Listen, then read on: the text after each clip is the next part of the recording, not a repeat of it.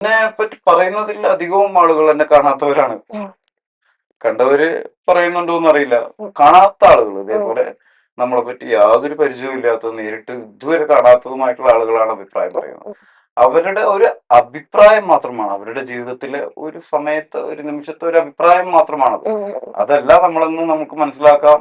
ഉം, അല്ലെങ്കിൽ അതാ എല്ലാം നമ്മളെന്ന് നമുക്ക് മനസ്സിലാവുന്ന സമയത്ത്, ഉം, ഉം, അതല്ല നീ ഉം, എന്ന് നമുക്ക് മനസ്സിലാവുന്ന ഒരു സമയത്ത് നമ്മൾ ഇതിനൊക്കെ ഇഗ്നോർ ചെയ്യും. ഉം, ഉം, ഉം.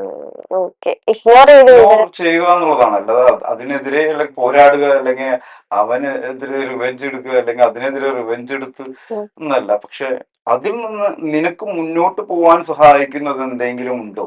ഉം, എന്തെങ്കിലും ഉം, ഉം, രീതിയിൽ ഉം, ഉം, അതൊരു ഒരു ഒരു റിവെഞ്ച് എന്നുള്ള രീതിയിൽ റിവെഞ്ച് എന്നുള്ള രീതിയിൽ അതിനൊരു ആവേശം ഉം. നിന്റെ ജീവിതത്തിൽ എന്തെങ്കിലും ഒരു പുഷ് ഉം. കൊടുക്കാൻ പറ്റുമെങ്കിൽ അതെടുത്ത് അതിനെ ഇഗ്നോർ ചെയ്യുക.